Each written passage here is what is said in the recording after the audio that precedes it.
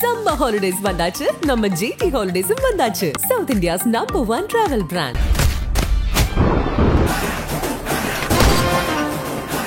பழசுக்கு எப்பவுமே மதிப்பு இருக்கு. ஒரே நிமிஷத்துல உங்களோட யூஸ் மொபைல்ஸை நம்ம டோஃபைல வித்துட்டு பணமா மாத்திக்கோங்க.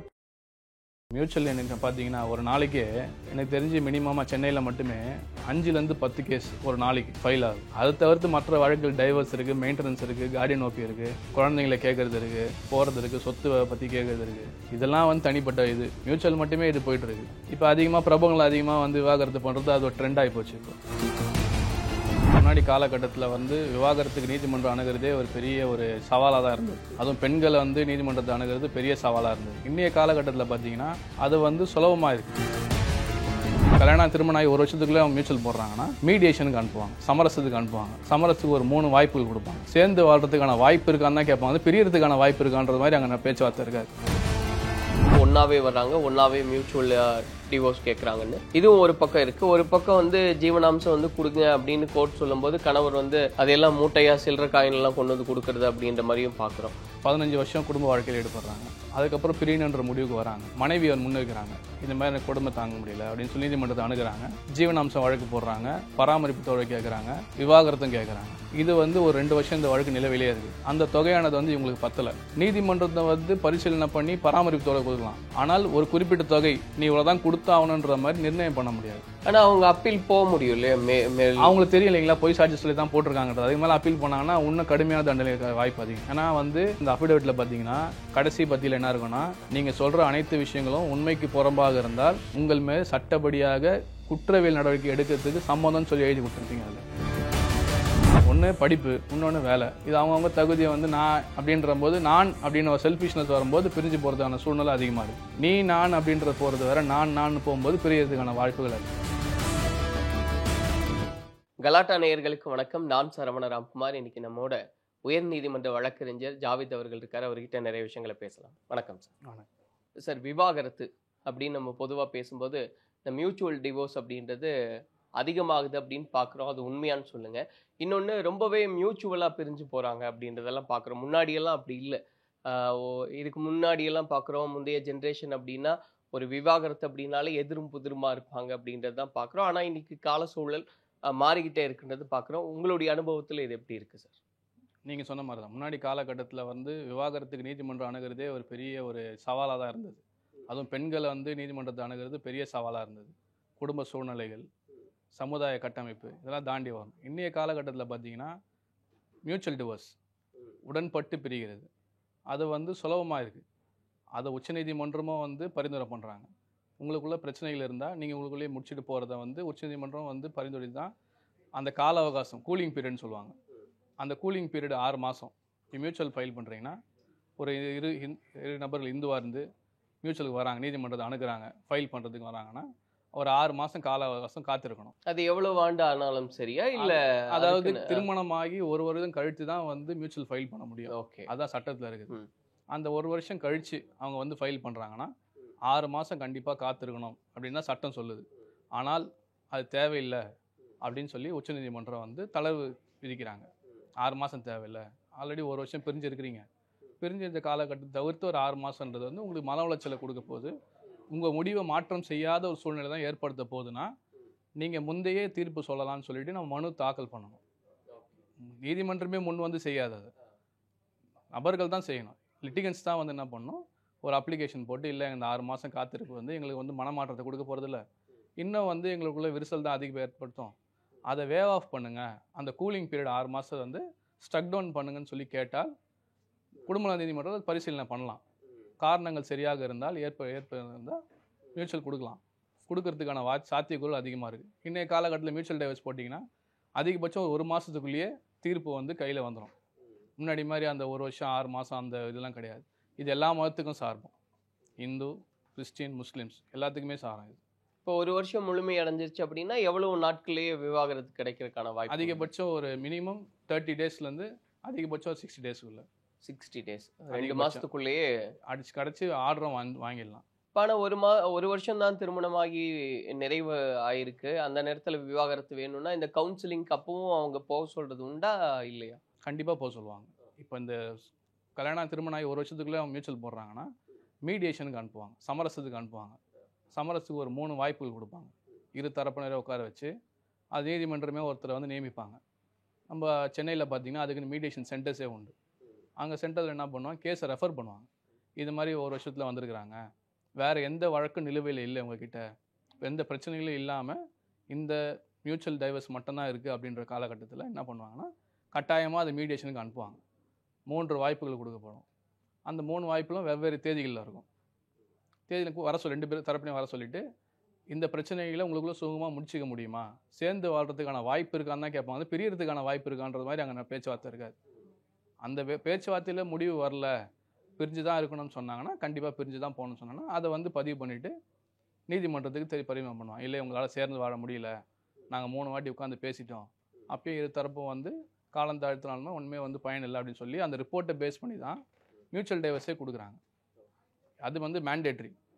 அது குடும்ப நல நீதிமன்றம் உண்டு. சிவில் கோர்ட்டுங்களையும் இதே ப்ரொசீஜரை ஃபாலோ பண்ணுறாங்க. இப்போ சென்னையில் இருக்குன்னு பார்த்தீங்கன்னா சென்னையோட ஜூரிஸ்டிக்ஷன் வந்து ரொம்ப கம்மி. அண்ணா நகர் முழுமையாக இங்கே வராது ஒரு பக்கத்தில். அதே மாதிரி பார்த்தீங்கன்னா நார்த் சைடில் வந்து பார்த்தீங்கன்னா நீங்கள் வியாசார்பாடி அதை தாண்டினா வராது. இந்த பக்கம் வேளச்சேரி பாதி மட்டும்தான் வரும். இந்த இதுக்கு மட்டும்தான் சென்னையில் இருக்க நீதிமன்றம். இதை தாண்டிச்சுன்னா ஜூரிஸ்டிக்ஷன் தாண்டிச்சுன்னா ரெவன்யூ ஜூரிஸ்டிக்ஷன் வேறு, போஸ்டல் ஜூரிஸ்டிக்ஷன் வேறு, கோர்ட் ஜூரிஸ்டிக்ஷன் வேறு. இந்த ஜூரிஸ்டிக்ஷன் மாறும்போது நீதிமன்றங்கள் மாறும். இப்போ சென்னைன்னு பார்த்தீங்கன்னா எக்ஸ்க்ளூசிவாக ஒரு 8 நீதிமன்றங்கள் இருக்குது. இந்த ஜூரிஸ்டிக்ஷன் தாண்டிச்சுன்னா அந்தந்த சிவில் நீதிமன்றங்களுக்கு போவோம், சப்கோர்ட்டுக்கு போவோம், அங்கே சார்பு நீதிமன்றம்னு சொல்லுவோம். அங்கே போனால் அங்கே நடைமுறைகள் வேறு மாதிரி இருக்கும். அங்கே வந்து பார்த்திங்கன்னா குடும்ப நல கேஸ் மட்டும் பார்க்க மாட்டாங்க. அங்கே சிவில் வழக்கு, கிரிமினல் வழக்கு எல்லாமே பார்க்கும்போது இந்த குடும்ப நல பிரச்சனைகளையும் பார்ப்பாங்க. அவங்களோட அணுகுமுறை வேறு மாதிரி இருக்கும். இது குறிப்பிட்டு இந்த சென்னையில் இருக்கிறது நிறைய டிஸ்ட்ரிக்ஸில் அது மாதிரி ஃபேமிலி கோர்ட்ஸ் இருக்குது. அங்கே வந்து மீடியேஷன் சென்டர் எக்ஸ்க்ளூசிவாக இருக்கும். அங்கே சிவில் வழக்குகளை பொறுத்த வரைக்கும் எப்படின்னா அந்த நீதிபதியோட முடிவுக்கு ஏற்படுற மாதிரி தான் இருக்கும். அப்படி நம்மளுக்கு அந்த முடிவுக்கு வந்து ரொம்ப நாள் காலம் தாழ்த்துதுன்னா அதுக்கு மேலே உயர் நீதிமன்றத்துக்கு அணுகி இது மாதிரி காலம் தாழ்த்தமாக போயிட்டுருக்கு, எங்களுக்கு சீக்கிரம் முடிக்கலாம்னு சொல்லி அந்த இதுவும் நம்ம வந்து பரிகாரமும் தேடிக்கலாம். இது வந்து மியூச்சுவலாக இருந்தால். இப்போ 2 சினாரியாவும் பார்க்குறோம் சார். இப்போது காலம் மாறிக்கிட்டே இருக்குது அப்படின்றது பார்க்குறோம். ஒன்றாவே வர்றாங்க, ஒன்றாவே மியூச்சுவல் டிவோர்ஸ் கேட்குறாங்கன்னு. இதுவும் ஒரு பக்கம் இருக்குது. ஒரு பக்கம் வந்து ஜீவனாம்சம் வந்து கொடுங்க அப்படின்னு கோர்ட் சொல்லும்போது கணவர் வந்து அதையெல்லாம் மூட்டையாக சில்லற காயின்லாம் கொண்டு வந்து கொடுக்குறது அப்படின்ற மாதிரியும் பார்க்குறோம். இப்போ இந்த ரேஷியோ அப்படின்றது எப்படி இருக்குது, எந்த அளவுக்கு வந்துக்கிட்டு இருக்குன்னு பார்க்குறீங்க? இப்போ மியூச்சுவலாக நம்ம போய்க்கலாம், பிடிக்கலன்னா விளைக்கலாம் அப்படின்ற அந்த மனப்பான்மை அதிகமாகுதா? அந்த மாதிரி ஏதாவது நீங்கள் பார்த்த கேஸ் ஸ்டடிஸ் உண்டா? அதாவது இதில் ஒரு வழக்கு இருக்குது. 2 நபர்கள், அவங்க வந்து ஆண் பெண் ஒருத்தங்க, திருமணம் ஆகுது, ஒரு குழந்தை இருக்குது. 15 வருஷம் குடும்ப வாழ்க்கையில் ஈடுபடுறாங்க. அதுக்கப்புறம் பிரியணுன்ற முடிவுக்கு வராங்க. எதுக்கான காரணம்னா மனைவியர் முன்வைக்கிறாங்க, இந்த மாதிரி எனக்கு கொடுமை தாங்க முடியல அப்படின்னு சொல்லி நீதிமன்றத்தை அணுகிறாங்க. ஜீவனாம்சம் வழக்கு போடுறாங்க, பராமரிப்பு தொகை கேட்குறாங்க, விவாகரத்தும் கேட்குறாங்க. இது வந்து ஒரு 2 வருஷம் இந்த வழக்கு நிலவிலே இருக்குது. ஒரு கட்டத்துக்கு மேலே என்ன ஆகுது, அவங்களால வந்து இதுக்கு மேலே காலம் தாழ்த்த வேண்டாம் அப்படின்னும்போது ஒரு குறிப்பிட்ட தொகை கொடுங்க, டைவர்ஸ் வந்து நான் கொடுத்துறேன்னு சொல்லி கணவர் சைட்லேருந்து முன் வைக்கிறாங்க. அந்த தொகையானது வந்து இவங்களுக்கு பத்தலை. அது அந்த பேச்சுவார்த்தையே 1 வருஷம் போகுது. 1 வருஷம் போன பிறகு 2 பேரும் என்ன முடிவு பண்ணுறாங்க, இது என்ன ரொம்ப நாள் நம்மளே போயிட்டே வந்துட்டே இருக்கு. கணவர் ஒரு தொகை சொல்றாரு, மனைவி ஒரு தொகை சொல்கிறாங்க. இது வந்து அந்த 2மே ஒத்து வரல. இவர் சொல்கிறது ஒரு விதமாக இருக்குது, அவங்க சொல்கிறது ஒரு விதமாக இருக்குது. அது அவங்களோட தரப்பு ஒரு முடிவு. அது நீதிமன்றத்தை வந்து பரிசீலனை பண்ணி பராமரிப்பு தொகை கொடுக்கலாம். ஆனால் ஒரு குறிப்பிட்ட தொகை நீ இவ்வளோதான் கொடுத்தாகணுன்ற மாதிரி நிர்ணயம் பண்ண முடியாது. அது நிர்ணயம் பண்ணுறதுக்கு பல ஸ்லாப்ஸ் இருக்குது. அது உடனே நிர்ணயம் பண்ண முடியாது. விவாகரத்து வழக்கில் கேட்கலாம், பெர்மனன்ட் அலுமினின்னு சொல்லுவோம். அதை கேஸ் போடும்போதே கேட்கலாம். ஆனால் அதை உடனே வந்து நீதிமன்றம் வந்து பரிந்துரை பண்ணி இன்றைக்கே கொடுத்துருங்கன்னு சொல்லாது. அந்த விவாகரத்து வழக்கு முடிவுக்கு வரும்போது மட்டும்தான் அது எவ்வளோ குறிப்பிட்ட தொகை அப்படின்றத கோர்ட் நிர்ணயம் பண்ணும். அதுவும் வந்து வருமானம், செலவினங்கள் எல்லாத்தையும் கணக்கீடு செஞ்சு தான் கொடுக்க முடியும். அதில் இவங்க என்ன முடிவு பண்ணுறாங்க, நாங்கள் வழக்கறிஞர்கள் சொல்கிறோம், இந்த மாதிரி இருக்குங்க, இந்த சூழ்நிலை இருக்குது, நீங்கள் உங்களுக்குள்ளே சண்டை போட்டுட்டே இருந்தீங்கன்னா அது அடுத்தது உயர் நீதிமன்றம் போவோம், உச்ச நீதிமன்றம் வரைக்கும் போவோம், இதுக்கு யாரும் லாபம் இல்லை, உங்களோட நேரம் தாரம் தான் இருக்குன்னு சொல்லிட்டு நீதிமன்றத்துலேயும் பரிந்துரை பண்ணுறாங்க, நாங்களும் சொல்கிறோம். அப்போ இருதரப்பு என்ன பண்ணுறாங்க, சரி ஓகே, அப்போ கடைசியாக ஒரு முடிவுக்கு வரணும்னா என்ன பண்ணலாம் அப்படின்னு உட்கார வச்சு மீடியேஷனில் உட்காந்து பேசுகிறோம். மீடியேஷனில் உட்காந்து பேசுவோம். அங்கேயும் வந்து முடிவு சரி வர வரல. அவங்க சைடில் ஒன்று சொல்கிறாங்க, இவங்க சைடில் ஒன்று சொல்கிறாங்க. அப்போ நாங்கள் ஒரு முடிவு எடுத்தோம், சரி நீங்கள் 2 பேரும் பேசிக்கிறத வழக்கறிஞர் 2 பேரும் பேசுவோம், என்னன்றதை உங்களோட டிமாண்ட்ஸ் என்ன, உங்களோட டிமாண்ட்னு சொல்லி உட்காந்து பேசுவோம். நாங்கள் ஒரு பாயிண்ட்டை கன்க்ளூட் பண்ணுறோம். அதாவது அவங்களோட பரிந்துரைப்படி தான், நாங்களாம் முடிவு எடுத்துகிட்டு இது பண்ணுறது. இவர் ஒரு சொல்லுவார், அவங்க ஒன்று சொல்லுவாங்க. நடுநிலையாக இருந்தால் என்ன இருக்கும், நீதிமன்றத்தில் எப்படி சொல்லணும், நடுநிலையாக ஒரு முடிவு எடுக்கிற மாதிரி நாங்கள் 2 பேரும் பேசி ஓகே இது கரெக்டாக இருக்குமா அப்படின்னு சொல்லி 2 பேர்கிட்டையும் பகிர்றோம். அவங்க என்ன சொல்கிறாங்க, ஒருத்தர் கொஞ்சம் முரண்டு பிடிச்சாங்க. அதுக்கப்புறம் அவங்களுக்கு சொல்லி புரிய வச்சு இந்த மாதிரி நிலவரம்னு சொன்னோடனே 2 பேரும் ஒத்துக்கிட்டாங்க. ஒத்துக்கிட்டு மியூச்சுவல் டைவர்ஸ் போடும்போது என்ன ஆகுதுன்னா, நீதியாசர் கேட்குறாரு, இவங்க 2 பேரும் சமரசமாக பேசிகிட்டு இருக்கிறாங்களே, இவங்களுக்கு போய் நீங்கள் மியூச்சுவல் டைவர்ஸ் போடுறீங்களே. அவங்க ரொம்ப ஜாலியாக ஜோவியலாக பேசிக்கிறாங்க. அடுத்து நீ எப்படி போகிற, என்ன லஞ்ச் என்ன எடுத்து வந்த, ஹோட்டல் போகலாமா அப்படின்ற ஒரு சூழ்நிலை மாறுது அந்த இடத்துல. இவங்களா மியூச்சுவல் கேட்குறாங்கன்ற அளவுக்கு கேட்குறாங்க. அதுக்கான முடிவுக்கான காரணம் என்னன்னா, 2 பேரும் பிரிஞ்சு போகிறாங்க, ஃப்ரெண்ட்ஸாக மாறுறாங்கன்றதால அப்படி பேசுகிறாங்க. கணவன் மணியாக இருக்கும்போது எளியும் பூனியமாக தான் இருந்தாங்க. சரி ஒரு முடிவுக்கு வந்துடுச்சு, இது நம்ம இதுக்கப்புறம் வந்து பிரிஞ்சு போக போகிறோம், நாளை பின்ன வந்து பார்த்தாலும் குழந்தையோட வளர்ப்பை பொறுத்த வரைக்கும் அப்பா வந்து பார்க்க போகிறாரு, அம்மாவும் பராமரிக்க போகிறாங்க. அந்தோட முகம் வந்து மாறக்கூடாதுன்றதுக்காக 2 பேரும் நண்பர்களாக மாறுறாங்க. அப்போ நீதிமன்ற வளாகத்தில் உட்காந்து பேசும்போது நீதிபதி கவனிக்கிறார், இவங்க நல்லபடியே பேசிகிட்டு இருக்காங்க, ஏன் சேர்ந்து வாழ்றதுக்கான முயற்சி பண்ணலையா நீங்கள் அப்படின்னு கேட்டோம். சேர்ந்து வாழ்றது தான் ஆரம்பத்தில் முயற்சி பண்ணோம், ஆனால் ஒரு கட்டத்தில் காசுன்றது நிற்கும்போது 2 பேரும் உட்காந்து பேசுகிறாங்க. அதுக்கப்புறம் நாங்களும் பரிந்துரை பண்ணும்போது சரி ஓகே இது முடிவுக்கு வந்துடுச்சு, இதுக்கு மேலே பேச முடியாது, இது உடஞ்ச கண்ணாடிகளை சேர்க்க முடியாதுன்னு சொல்லி 2 பேரும் நண்பர்களாக மாறுறாங்க. மாறிட்டு ஆனால் என்ன விஷயம்னா, மியூச்சுவல் போட்டுட்டு அன்றைக்கி முடிஞ்சதுக்கப்புறம் 2 பேரும் ஒன்றா தான் காரில் போனாங்க. காரில் போனால் அவங்கவுங்க இடத்துக்கு டெஸ்டினேஷன் போயிட்டாங்க. இது ஒரு விதமான வழக்கு. இன்னொரு வழக்கு வந்து விவாகரத்து வழக்கு தான். அந்த வழக்கில் பார்த்தீங்கன்னா 2 பேரும் ஒரே வீட்டில் தான் இருக்கிறாங்க. கிரவுண்ட் ஃப்ளோர் ஃபர்ஸ்ட் ஃப்ளோர்னு இருக்கிறாங்க. 2 பேரும் சண்டை போட்டுக்கிறாங்க. 2 பேரும் வந்து கோர்ட்டில் வந்து வராங்க. அப்படியே எப்படி சொல்கிறது, டிட் ஃபார் டேட்ன்ற மாதிரி நீ என்ன சொல்கிற நான் என்ன சொல்கிறேன்னு சண்டை போடுறாங்க. ஆனால் அன்றைக்கி வாய்தா முடிஞ்சதுன்னா 2 பேரும் ஒன்றா தான் பைக்கில் வீட்டுக்கு போவாங்க. நீ கீழே போயிருந்துக்க, நான் மேலே போயிருந்துக்கிறேன். பையன் வந்து மேலேயும் கீழேயும் போயிட்டு வருவான். கோர்ட்டுக்கு வரும்போது உள்ளே பாஸ் வாங்குற வரைக்கும் ஒன்றா தான் வருவாங்க. அந்த கோர்ட் ஹாலுக்கு வந்த பிறகு என்ன ஆகுனா, நீ பெரியவனா நான் பெரியவனான்ற சண்டை வரும். திருப்பி முடிச்சுட்டு போகும்போது இது இந்த மாதிரிலாம் இருக்குது வழக்கு, விசித்திரமான வழக்கெல்லாம் இருக்குது. இன்றைக்கி அந்த மாதிரி இருக்குது, நிலவரம் இருக்குது. சில இடத்துல வந்து ஜட்ஜை என்ன பண்ணுவாங்க, சேம்பரில் கூப்பிட்டு இன் கேமரா ப்ரொசீடிங் சொல்லுவோம். இது எங்கேயாவது சில விஷயங்கள் கொஞ்சம் கொச்சையாக இருக்கும், கொஞ்சம் இதுவாக நெருடலாக இருக்கும், நேரத்துக்கு முன்னாடி சொல்கிறது. அப்போ என்ன பண்ணுவாங்க, இன் கேமரா ப்ரொசீடிங் உள்ளே கூப்பிடுவாங்க. ஏன் நீங்கள் வந்து 2 பேரும் பிரிஞ்சு போகிறத வந்து ரொம்ப இதுவாக பேசுகிறீங்க, குழந்தைக்காக நீங்கள் இப்போ இது பண்ணக்கூடாதா அப்படின்னு சேர்த்து வைக்கிறதுக்கான முயற்சி பண்ணுவாங்க. அப்போ ஒரு கட்டத்தில் அந்த பொண்ணு வந்து இல்லை முடியாது, இல்லை பையன் முடியாதுன்னு சொன்னாங்கன்னா, சரி அப்படின்னா நீங்கள் மியூச்சுவலும் முடியும், 2 பேரும் விவாகரத்து கேட்குறீங்க, நீங்கள் ஒரு காரணம் சொல்லி கேட்குறீங்க, அவர் ஒரு காரணம் சொல்லி கேட்குறீங்க. ஆனால் அல்டிமேட்டாக நீங்கள் கேட்க போகிறது விவாகரத்து தான். நீங்கள் அவரை குறை சொல்கிறீங்க, இவர் அவர் குறை சொல்கிறார், அவ்வளோதானே.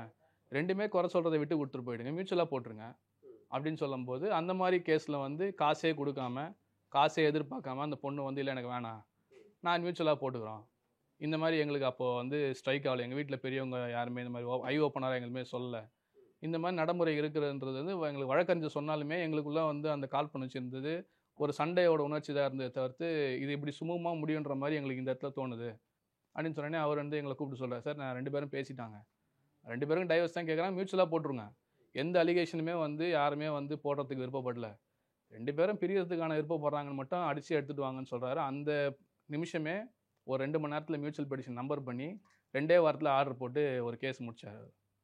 அந்த மாதிரிலாம் வந்து முடிச்சு நல்லபடியாக போய் அந்த பொண்ணும் காசு வேணாம்னு சொல்லிடுச்சு, இவரும் வந்து அந்த பொண்ணுக்கிட்ட எந்த ஒரு இதுவும் வேணாம் அப்படின்ற முடிவு எடுத்து ஒரு 2 வாரத்தில் இந்த கேஸே முடிஞ்சு போச்சு.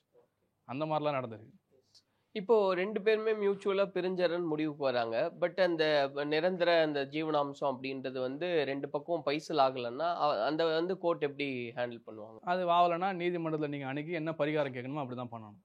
இப்போ நாங்கள் சமீபத்தில் ஒரு வழக்கில் வந்து பார்த்தீங்கன்னா ஒரு தொகையை வந்து கேட்குறாங்க. இவர் அரசு அதிகாரி, இவர் வந்து அதை தவிர்த்து தனிப்பட்ட சொத்துக்கள் நிறைய இருக்குது, குடும்ப சொத்துக்கள் நிறைய இருக்குது, எனக்கு இவ்வளோ பெரிய தொகை வேணும்னு சொல்லிட்டு நீதிமன்றத்தில் அணுகுறாங்க அவங்க.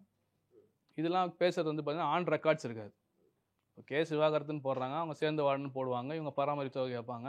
சரி இதை முடிக்கிறது குவான்டிஃபை பண்ணி எதனா முடிக்கலான்ற ஒரு சஜஷன் வரும்போது இவங்களாம் அவங்க அட்வொகேட் என்ன பண்ணுவாங்க, இவங்களோட டிமாண்ட் இவ்வளோ இருக்குது அப்படின்னு சொல்லும்போது அது ஃபேன்சி நம்பராக கூட இருக்கலாம். ஃபேன்சி நம்பர்ன்றது 1 கோடி 2 கோடி 50 லட்சம். நார்மலாக ஒரு அரசு ஊழியராக இருந்தால் சின்ன பேஸ் லெவல்லேருந்து மேலே ஹையர் ஆஃபீஸர் கவர்மெண்ட் ஆஃபீஸர் தான். அதெல்லாம் அவங்களோட டிமாண்ட்ஸ் எப்படி இருக்குன்னு நம்ம சொல்ல முடியாது. சில பேர் 50 லட்சம் கேட்பாங்க, சில பேர் 1 கோடி 2 கோடி 10 கோடி 20 கோடி கேட்குறவங்களாம் இருக்கிறாங்க, கேட்பாங்க. ஆனால் ஆன் ரெக்கார்ட்ஸ் அவங்களோட டிமாண்ட் இருக்காது. நீங்கள் இந்த மாதிரி கொடுங்க, உங்களுக்கு வெல் ஆஃபாக இருக்கிறீங்க, நீங்கள் கொடுங்க நாங்கள் முடிச்சுக்கிறோன்ற மாதிரி போகும்போது அங்கே இடத்துல சண்டை வரும். இருக்குது தான், ஆனால் எங்களோட பூர்வீக சொத்து அது, எங்கள் அப்பாவுக்கே பிரிப்படாமல் வராமல் இருக்குது, நான் எப்படி எண்ணில் எடுத்து கொடுக்க முடியும்னு சொல்லிட்டு அங்கே ஒரு சண்டை வரும். அந்த பொண்ணுக்கிட்ட இவர் என்ன சொல்லுவார்னா, இல்லை அது முடியாது, நான் தனிப்பட்டு சம்பாரிச்சேன்னா நான் ஒரு லோன் எடுத்து உனக்கு கொடுக்க முடியும், ஆனால் நானே மொத்தமாக முழுகடிச்சு ஒரு லோன் எடுத்து ஒரு 50 லட்சம் கொடுத்துட்டேன்னா நான் அடுத்த கட்ட ஒரு 15 வருஷம் நான் வாழ்றதுக்கு நான் என்ன பண்ண முடியும்? நீங்கள் இந்த தொகையை வாங்கிட்டு போயிடுவீங்க. அடுத்து நான் 20 வருஷம் நான் கடக்கிறது எனக்கு கடினமாக இருக்கும். அன்றாட தேவைகள் எனக்கு கஷ்டமாக இருக்கும். அப்படின்றது நீங்கள் பரிந்துரை பண்ணுங்கன்னு சொன்னால் அவங்க அந்த விஷயத்துக்குள்ளே யோசிக்கிறது கொஞ்சம் கஷ்டப்படுவாங்க. இல்ல அதான் சார் இந்த மாதிரி காம்ப்ளிகேட் ஆகுதுங்க போது அது எப்படி அது காம்ப்ளீட் ஆகும். ஒரு கட்டத்தில் காம்ப்ரமைஸ் ஆகலைன்னா கேஸ் தான் நடத்தணும். அது எத்தனை வருஷம் ஆனாலும் நடந்து தான் ஆகணும். அது ஒரு வழியே கிடையாது. அவங்க வந்து கேட்டு ஒரு தொகை கேட்பாங்க. நீதிமன்றத்தில் வந்து ஒரு பேராமீட்டர்ஸ் வச்சுருப்பாங்க. அது சுப்ரீம் கோர்ட் பரிந்துரைப்படி பார்த்தீங்கன்னா ஒரு சுப்ரீம் கோர்ட் கைட்லைன்ஸ். என்னென்ன பேராமீட்டர்? ஃபர்ஸ்ட் வந்து இவருக்கு எவ்வளோ சம்பளம், எவ்வளோ செலவினங்கள் இருக்குது, லோன் எவ்வளோ போகுது, அதை தவிர்த்து இவரை நம்பி ஒரு குடும்பத்தில் யார் சார்ந்து இருக்கிறாங்க. ஒருத்தர் இருக்காருன்னா அவர் குடும்பத்தில் அவங்க அப்பா அம்மா சார்ந்து இருக்கலாம், அவர் கீழே வேலை செய்கிற ஸ்டாஃபாக இருக்கலாம், யாராவது ஒருத்தர் இருக்கலாம். அவங்களோட செலவுலாம் பார்ப்பாங்க.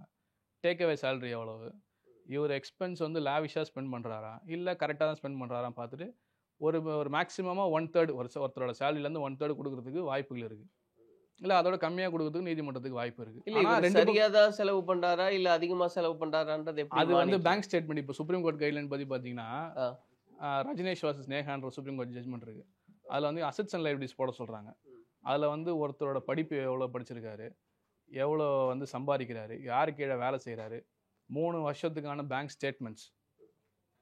2 பக்கமும் நான் சொல்கிறதெல்லாம் பொதுவாக சொல்கிறேன், கணவருக்கு மட்டும் சொல்லலை, 2 பேருக்கும் பொதுவானது அசெட்ஸ் அண்ட் லைபிலிட்டிஸ்ன்றது.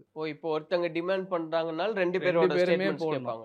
அவங்க ஒன்ஸ் அதாவது இப்போ மெயின்டெனன்ஸு, காம்பன்சேஷன், பெர்மனன்ட் அலுமினி, ஏதாவது மானிட்டரி ரிலீஃபாக எதனா கேட்டாங்கன்னா இந்த அஃபிடவிட்டை கண்டிப்பாக வச்சு தான் ஆகணும்.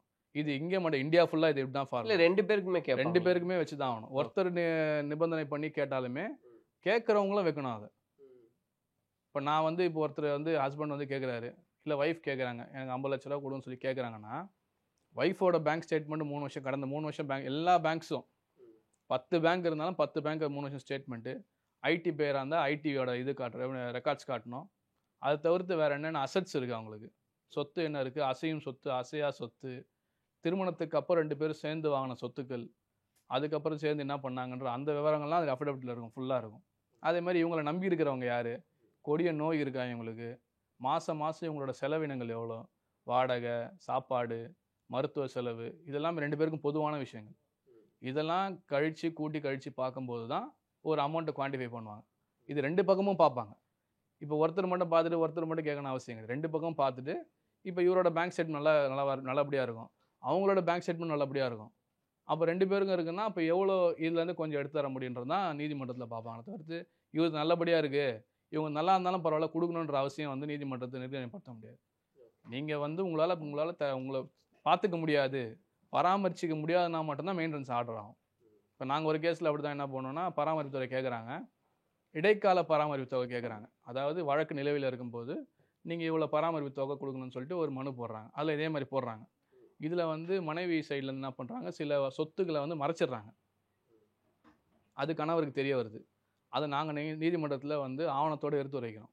இந்த மாதிரி மறைச்சிடுறாங்க, நீதிமன்றத்தில் பொய் சாட்சியம் சொல்கிறாங்க அப்படின்னு சொன்னோடனே ஜட்ஜு அதை பார்த்துட்டு ஆமாம் இவங்க மறைச்சிருக்கிறாங்க தான், நீங்கள் வந்து ஒய்ஃப் சைடில் நீங்கள் சொல்லலை அப்படின்னு சொல்லிட்டு அதை டிஸ்மிஸே பண்ணாங்க. இடைக்கால மனுவை டிஸ்மிஸே பண்ணாங்க. நீங்கள் இவங்க தர வேண்டியதில்லைன்ற மனு ஆர்டரே ஆச்சு எங்களுக்கு. ஓகே, இன்ட்ரீம் பெட்டிஷனே டிஸ்மிஸ் ஆச்சு அகேன்ஸ்ட் ஒய்ஃப். மேக்ஸிமம் ஆகாது, அது எதனா ஒரு மினிமம் அமௌண்ட் ஒரு 5000 3000 தான் ஆகும். ஆனால் இதில் வந்து நீங்கள் மறைச்சிருக்கிறீங்க, நீங்கள் சோர்ஸை காட்டல, ரெக்கார்ட்ஸ்லாம் நாங்கள், ஆனால் ரெக்கார்ட்ஸ் நீங்கள் எஸ்டாப்ளிஷ் பண்ணணும். எஸ்டாப்ளிஷ் பண்ணால் மட்டும்தான் அது ப்ரூவ் ஆகும், இல்லைனா ஆகாது. ஆனால் அவங்க அப்பீல் போக முடியும் இல்லையா? அவங்களுக்கு தெரியும் இல்லைங்களா, பொய் சாட்சி சொல்லி தான் போட்டிருக்காங்கன்றது. அதுக்கு மேலே அப்பீல் பண்ணாங்கன்னா இன்னும் கடுமையான தண்டனை இருக்க வாய்ப்பு அதிகம். ஏன்னா வந்து நான் சொன்ன மாதிரி அந்த அஃபிடவிட்டில் பார்த்தீங்கன்னா கடைசி பத்தியில் என்ன இருக்குன்னா, நீங்கள் சொல்கிற அனைத்து விஷயங்களும் உண்மைக்கு புறம்பாக இருந்தால் உங்கள் மேல் சட்டப்படியாக குற்றவியல் நடவடிக்கை எடுக்கிறதுக்கு சம்மதம்னு சொல்லி எழுதி கொடுத்துருப்பீங்க. அதில் இருக்கும், அதில் 2 பேருக்குமே இருக்கும். அப்போ அதை மீறி தான் அவங்க வந்து பொய் சொல்லியிருக்காங்க. அதுக்கு மேலே மேல்முறையீடு போனாங்கன்னா அது ஆபத்துன்னு அவங்களுக்கே தெரியும், அவங்க போக மாட்டாங்க. அப்போ என்ன ஆகுனா, எனக்கு இவ்வளோ வேணாம், எனக்கு இவ்வளோ கொடுங்க போதும் அப்படின்ற மாதிரி அங்கேருந்து நெகோசியேஷன் வரும். இப்போ நீங்கள் பார்க்குறதுலையே சார், இப்போது கடந்த காலங்கள்லேருந்து இப்போ வரைக்கும் அப்படின்னா இந்த ரேஷியோ எப்படி இருக்குது? மியூச்சுவலாக போகிறது வந்து எந்த அளவுக்கு அதிகமாகிட்டு இருக்கு அப்படின்னு பார்க்குறீங்க, இல்லை அதிகமாகுதா, இல்லை அது ஒரு தோற்றம் தானா? இல்லை, மியூச்சுவல் எனக்கு பார்த்தீங்கன்னா ஒரு நாளைக்கு எனக்கு தெரிஞ்சு மினிமமாக சென்னையில் மட்டுமே 5லேருந்து 10 கேஸ் ஒரு நாளைக்கு ஃபைல் ஆகுது மினிமமாக. அதாவது நான் சொல்கிறது ஒரு ஸ்லாட்டில் 3 ஸ்லாட் உண்டு எங்களுக்கு சென்னையில். 10:30 மணி, 11:30 மணி, 2:30 மணி 3 ஸ்லாட்டில் வந்து நம்ம மியூச்சுவல் ஃபைல் பண்ணலாம். அப்போது ஒரு நாளைக்கு பார்த்தீங்கன்னா மினிமம் 5லேருந்து 10 அப்படின்னும் போது அது கணக்கே எங்கேயோ போயிடுது. அது நான் சொல்கிறது மியூச்சுவல் மட்டும் சொல்கிறேன். அதை தவிர்த்து மியூச்சுவல் நீங்க சொல்றது நான் சொல்கிறது மியூச்சுவல் மட்டுமே. அதை தவிர்த்து மற்ற வழக்குகள் டைவர்ஸ் இருக்குது, மெயின்டெனன்ஸ் இருக்குது, கார்டியன் ஓபி இருக்குது, குழந்தைங்களை கேட்கறது இருக்குது, போகிறது இருக்குது, சொத்து பற்றி கேட்கறது இருக்குது. இதெல்லாம் வந்து தனிப்பட்ட இது. மியூச்சுவல் மட்டுமே இது போயிட்டுருக்கு. இப்போ அதிகமாக பிரபலங்கள் அதிகமாக வந்து விவாகரத்து பண்ணுறது அது ஒரு ட்ரெண்ட் ஆகி போச்சு. இப்போ அவங்கள வந்து பார்த்திங்கன்னா பிரபலம் நாங்களே பார்க்குறோம், வராங்க போகிறாங்க, நல்லபடியாக பேசி முடிச்சுட்டு போயிடுறாங்க. இப்போ கூட நிலுவையில் இருக்கிற வழக்குகளில் கூட பார்த்தீங்கன்னா வருவாங்க, ஒன்றா கூட வருவாங்க, போகும்போது சர்ச்சைகளாக இருந்தாலும் பரவாயில்ல ஒன்றா கிளம்பி போயிடுவாங்க. அவங்களுக்குள்ள ஒரு உடன்படிக்கை தான் அது. இப்போ மியூச்சுவல்ன்றது வந்து உடன்படிக்கை, மியூச்சுவல் அக்ரிமெண்ட், அவ்வளோதான். மியூச்சுவல் அக்ரிமெண்ட்டை கோர்ட்டில் டைவர்ஸாக போட்டு முடிக்கிறோம், அவ்வளோதான். நீங்கள் என்ன சொல்கிறீங்க, நான் என்ன சொல்கிறேன். அதில் வந்து பார்த்தீங்கன்னா யாரோட பழிபாவங்களும் அதில் இருக்காது.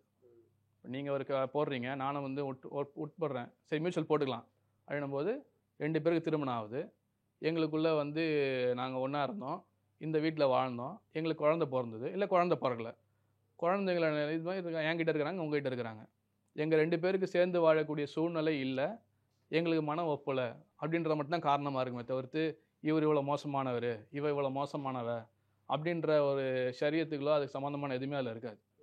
மியூச்சுவல் அக்ரிமெண்ட்டில் எல்லாமே கடந்து தாண்டி தான் வந்து மியூச்சுவல் போடுறாங்க. காம்ப்ரமைஸாக போகிறீங்க, அவ்வளோதான். இப்போ இன்னொருத்தரோட தொடர்பு இருந்தாலுமே மியூச்சுவல் போடும்போது அதை சொல்ல மாட்டீங்க, அதெல்லாம் வந்து மனசை விட்டுறீங்க, அவ்வளோதான். மன்னிச்சு வந்ததுக்கப்புறம் தான் காம்ப்ரமைஸ் ஆகிறீங்க. அதுக்கு பேர் தான் மியூச்சுவல் அக்ரிமெண்ட். அந்த மியூச்சுவல் அக்ரிமெண்ட்டை டைவர்ஸாக போடுறோம். இது எல்லா மதத்துலேயும் வந்து போடுறோம். இது எல்லாருமே போடலாம். 3 இதுலேயும் முஸ்லீம்லேயும் வந்து மியூச்சுவல் உண்டு. அது நிறைய பேருக்கு வந்து மியூச்சுவல் முஸ்லீமில் இருக்குதுன்றதே தெரியாது. முஸ்லீமில் மியூச்சுவல்ன்றது முபாரத்துன்னு பேர்.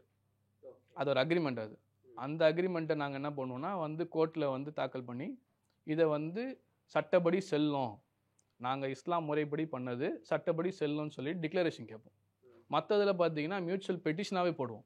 இதில் வந்து சிவில் வழக்கு மாதிரி போடுவோம். கிறிஸ்டின்லேயும் வந்து ஹிந்துஸ்லேயும் பார்த்தீங்கன்னா மியூச்சுவல் பெட்டிஷன் சொல்லுவோம்.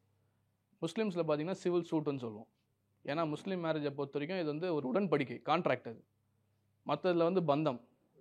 முஸ்லீம் மேரேஜ் கான்ட்ராக்ட், நீ வந்து பார்த்து தான் வேணும் மனைவின்றது இட்ஸ் கான்ட்ராக்ட், மியூச்சுவல் கான்ட்ராக்ட். அது ஆனால் ஹிந்து கிறிஸ்டினில் பார்த்தீங்கன்னா ஒரு உடன்படிக்கை, பந்தம் மாதிரி ரிலேஷன்ஷிப். அது அதில் அதுக்கான நேச்சர் மாறும். அதில் இப்போ வெளியிருந்து ஒரு பார்வையை சொல்கிறாங்க சார். இப்போ வந்து செலிப்ரிட்டிஸாக இருக்காங்க, ஃபெமிலியர் ஃபேஸஸாக இருக்காங்க, அவங்க ஏதாவது ஒரு டிவோர்ஸ் அப்படின்னு கோர்ட் அப்ரோச் பண்ணால் அவங்களதெல்லாம் ரொம்ப வேகமாக நடந்துருது, மற்றவங்களுக்கு தான் ரொம்ப வருஷ கணக்கில் நடக்குது, அப்போ அவங்களுக்குன்னு ஏதாவது சலுகை எல்லாம் இருக்கும் போல இருக்கே அப்படின்லாம் பேசுகிறாங்க. அப்படியெல்லாம் ஒரு மாய விம்பை தான் அது. அதாவது இல்லை பார்க்கும்போது டக்குன்னு அவங்க வர்றாங்க போகிறாங்க முடிஞ்சிச்சு. அதுதான் அவங்களோட எதிர்பார்ப்பு. கோர்ட்டுக்கு வரும்போது மியூச்சுவலாக தான் வராங்க, யாரை சண்டை போடுற மாதிரி வர்றது கிடையாது. ஸோ அதனால அது மியூச்சுவலாக வரும்போது நான் சொன்ன மாதிரி தான் 20 நாள் நீங்கள் ரொம்ப நல்ல ஒரு டாப் லாயர் எங்கேஜ் பண்ணுறீங்க, இல்லை வந்து பண்ணுறீங்க, உங்களோட ரிலீஃப் இவ்வளோ தான் அப்படின்னு சொன்னால் 20 to 30 இயர்ஸில் கேஸே முடிச்சுட்டு வந்துடலாம் வெளியே. ஓகே பண்ணிட்டு அது தெரியணும் உங்களோட தேவை என்னன்னு சொல்லி நீதிமன்றம் ஆல்ரெடியே பேசி வந்ததுக்கப்புறம் தான் மியூச்சுவலாக வராங்க. மியூச்சுவல் ஃபைல் பண்ணும்போது 2 பேருமே வரணும். இப்போ நான் வழக்கு போட்ட பிறகு மனைவி வந்து போடுறதுன்றது வேற, அது விவாகரத்து வழக்கு. மியூச்சுவல் வழக்குன்றது கணவரும் மனைவியும் ஒத்து பண்ணி சேர்ந்து வந்து ஃபைல் பண்ணணும். அதேமாதிரி முடிக்கிற வரைக்குமே அவங்க ஒன்றா நின்று தான் முடிக்க முடியாது. அவங்க வரல இவங்க வரலன்னா பண்ண முடியாது. ஒரு வழக்கில் அப்படி தான் வந்து நடந்தது. இது மாதிரி பிரபலங்கள் ஒரு வழக்கு நடத்தினோம். நம்ம 2 பேரும் வந்து ஃபைல் பண்ணும்போது கரெக்டாக வந்துட்டாங்க. ஒரு கட்டத்தில் வந்து அவர் வெளிநாட்டுக்கு போக வேண்டிய சூழ்நிலை இருந்துச்சு. அவர் பிரபலம், அவர் வெளிநாட்டுக்கு போயிட்டார். வர முடிய சூழ்நிலை இருக்கும்போது மனைவிக்கு வந்து தகவல் சொல்கிறார். அவரே சொல்லிடுறாரு, இந்த இன்றைக்கி வர வாய்தாக்கு வந்து நான் வர முடியாது, நான் வெளிநாட்டில் அந்த மாதிரி ஒரு இதில் ஷூட்டிங்கில் மாட்டிக்கிட்டேன், வர முடியாதுன்னு அவங்க இரிட்டேட் ஆகிடுறாங்க.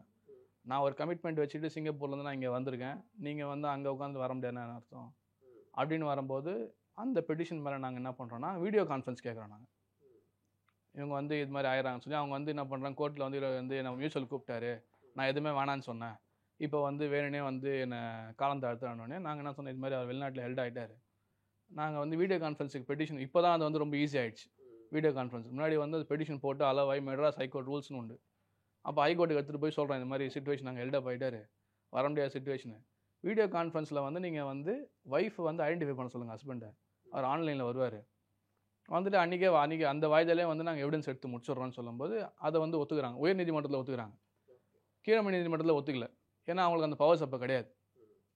அது போடுறோம், நாங்கள் ரிஜெக்ட் ஆகுது, அடுத்த வாயில் நாங்கள் ஹைகோர்ட் எடுத்து போய் முடிக்கிறோம். போடும்போது ஓகே இந்த ப்ரொசீஜர் பண்ணலான்னு சொல்லி அந்த ப்ரொசீஜர் படி என்ன பண்ணுறாங்க, ஆல்ரெடி ஒரு நீதிமன்றத்தில் வந்து இது மாதிரி வழக்கு நடந்திருக்கு. இந்த மாதிரி பிரச்சனைகள் நடந்து இந்த மாதிரி அதை பேஸ் பண்ணி நாங்கள் என்ன சொல்கிறோம், இதே மாதிரி எங்களுதையும் பண்ணுங்கன்னு சொன்னோன்னே அதை பண்ணிவிட்டு ஒரு அதிகபட்சம் ஒரு மாதத்தில் முடிஞ்சிச்சு அது. அந்த மாதிரி சுச்சுவேஷன்லாம் இருக்குது. இப்போ வந்து ரொம்ப ஈஸி மியூச்சுவல் ஃபைல் பண்ணுறது. அதே மாதிரி நேரில் வரணும்னு நான் சொன்ன மாதிரி நேரில் வராமையும் மியூச்சுவல் ஃபைல் பண்ணலாம். நீங்கள் பவர் ஏஜென்ட் வச்சு ஃபைல் பண்ணலாம். அதுக்கு வந்து இப்போ சலுகைகள் உண்டு. ஸோ எல்லாருக்கும் ஒன்று தான். இப்போ நீங்கள் சொன்ன மாதிரி செலிபிரிட்டிஸ் வந்து ஆல்ரெடியாக பேசி ஃபைனல் பண்ணி அவங்க டிசைட் பண்ணிட்டு வராங்க. அவங்களோட மைண்ட் செட் எப்படின்னா, ஒரு இடத்துக்கு போகிறோன்னா அவங்களோட தேவை என்னன்னு முடிவு பண்ணிட்டு வராங்க. இப்போ அவங்களோட ஸ்டைல் வந்து கொஞ்சம் வெஸ்டர்னைசேஷன் மாதிரி இருக்கும். அடுத்தது என்ன, நம்மளோட லைஃப் அடுத்தது என்ன போவோம், அதில் இந்த மேரேஜ் ரிலேஷன்ஷிப் ஒரு ஹேர்டில் இருந்துச்சுன்னா அதை முடிச்சு போன்றது தான் அவங்களோட மென்டாலிட்டியாக இருக்கும். அன்றாட சராசரியாக இருக்கிறவங்க எப்படி இருக்கும், அவங்க மனப்பாடம் எப்படி இருக்குன்னா, ஒரு பந்தம் இது, சொசைட்டி எப்படி நம்மளை பார்க்கும், அக்கம் பக்கத்தில் எப்படி நம்மளை பார்ப்பாங்க, நம்ம விவாகரத்து ஆகிட்டா ஒரு பொண்ணு வந்து பக்கத்து வீட்டில் இருக்கிறவங்க எப்படி பார்ப்பாங்க, எதிர் வீட்டில் எப்படி பார்ப்பாங்க, குழந்தைய ஸ்கூலில் விடும்போது மற்ற பேரண்ட்ஸ் வந்து இவங்களை எப்படி பார்ப்பாங்க, ஒரு பேரண்ட்ஸ் மீட்டிங் அட்டன் பண்ணுறோம் அப்படின்னா குழந்தைக்கு ஸ்கூலில் போய் அட்டன் பண்ணும்போது 2 பேரும் போகணும். இப்போ செலிப்ரேட் யாருன்னா அது இவனார் குழந்தை என்னார் குழந்தைன்னு தெரிஞ்சிடும். அவங்களுக்கு பெருசாக விஷயம் இருக்காது. அவங்களோட தொழிலில் சகஜன்ற மாதிரி அது போயிடுச்சு. அது இருக்குமா இல்லையான்றது அப்பாற்பட்ட விஷயம். அது ஒரு மாயை கிரியேட் ஆகிடுச்சு. அவங்க தொழில்லாம் இப்படி தான் இருக்கும், ஈஸியாக எடுத்துப்பாங்க எல்லாத்தையும் அப்படின்ற மாதிரி ஈஸியாக ஆகிடுச்சு. ஆனால் அன்றாட மனுஷங்களோட சராசரி அப்படி இருக்காது இல்லைங்களா. எங்கேயாவது போனோன்னா கூட யோசிச்சு தான் போகிற மாதிரி இருக்கும். அது நீதிமன்றம் அணுகும்போது பார்த்தீங்கன்னா சில பேர் மாஸ்க்கு, அது மாதிரி தலப்பா, இது மாதிரிலாம் கட்டிட்டு வந்து நம்மளை யாரும் தெரிஞ்சிடக்கூடாதுலாம் வருவாங்க. சார் ஃபைனலாக இப்போது இந்த காலம் மாறிக்கிட்டே இருக்குது அப்படின்னு நம்ம பார்க்கும்போது இந்த மாதிரியான மியூச்சுவலாக பிரிகிறது, ஒன்றாவே வர்றது, ஒன்றாவே போகிறது அப்படின்றது ஒரு சுமூகமாக ஆகுது அப்படின்னு நம்ம பார்க்குறோம். எந்த மனக்கசப்பு இல்லாமல் ஒரு ஓகே அப்படின்ற மாதிரி. இது நீங்கள் எப்படி பார்க்குறீங்க? இல்லை, அது வந்து இப்போதைக்கு சூழ்நிலை வந்து அது வந்து தகுதியான விஷயந்தான், உண்மையான விஷயந்தான். ஏன்னா வந்து 2 பக்கமும் வேலைக்கு போகிறாங்க. இப்போ முன்னாடி ஒருத்தர் ஆல்ரெடி நான் சொன்ன மாதிரி தான், ஒருத்தர் இன்னொருத்தர் மேலே டிபெண்ட்டாக இருந்தாங்க. கணவர் வேலைக்கு போவார், சம்பாரித்து கொண்டு வந்து வீட்டுக்கு கொடுப்பாரு. அதை தான் அவங்க பெற்றவங்களும் சரி மனைவியும் சரி அந்த காசை வச்சு செலவு பண்ணுவாங்க. இப்போ படிப்பு வந்து எல்லாருக்கும் படிச்சிடுறாங்க. வெளியே போய் தான் வேலை செய்யணும்னு அவசியம் கிடையாது. ஒர்க் ஃப்ரம் ஹோம்ன்றது எவ்வளோ எல்லாருக்கும் தெரிஞ்ச விஷயம். கோவிடுக்கு அப்புறம் எல்லாம் அங்கே தான் இருக்கிறாங்க. அதில் நான் என்ன பார்த்துக்கிறேன், நீ உன்னை பார்த்துக்க, அதில் மியூச்சுவலாக போயிடுவோம் அப்படின்றது ஒரு அரேஞ்ச்மெண்ட்டு தான். ஆனால் மியூச்சுவலாக போனதுக்கப்புறம் சேர்ந்து வாழ்கிறாங்கன்றது அது ஒரு பக்கம் இருக்குது. சில பேர் வந்து நான் மியூச்சுவலாக போயிடுவாங்க, அவங்க ஒர்க்லேயே கான்சன்ட்ரேட் பண்ணி ஒரு அச்சீவ்மெண்ட் வச்சுருப்பாங்க.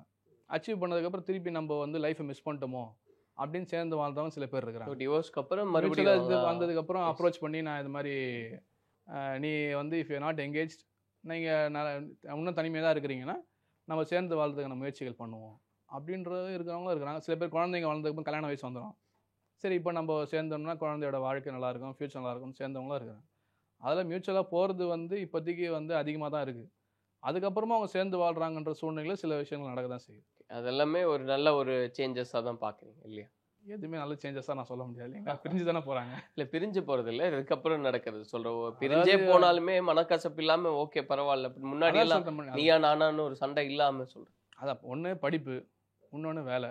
இது அவங்கவுங்க தகுதியை வந்து நான் அப்படின்ற போது நான் அப்படின்னு ஒரு செல்ஃபிஷ்னஸ் வரும்போது பிரிஞ்சு போகிறதுக்கான சூழ்நிலை அதிகமாக இருக்குது. நீ நான் அப்படின்ற போகிறது வேற, நான் போகும்போது பிரியறதுக்கான வாய்ப்புகள் அதிகம். அதில் அது விட்டு கொடுத்து போனாங்கன்னா அது வேறு. முன்னாடி ஜென்ரேஷன் இருக்கணும் சரி, இப்போ இருக்க ஜென்ரேஷன் வந்து விட்டு கொடுத்து போகிற மனப்பான்மை வந்து ஸ்கூல் லெவல்லேருந்து ஆரம்பிக்கணும். காம்படிஷன்ஸ் வைக்கிறாங்க, பட் ஆனால் காம்படிட்டர்ஸாக தான் பார்க்குறாங்களே, நட்பு ரீதியாக யாரும் பார்க்க வைக்கிறது இல்லை. அதை கொஞ்சம் பேஸ்லேருந்து மாற்றினா சரியாயிடும். சம்மர் ஹாலிடேஸ் வந்தாச்சு, நம்ம ஜிடி ஹாலிடேஸும் வந்தாச்சு. South India's number 1 travel brand.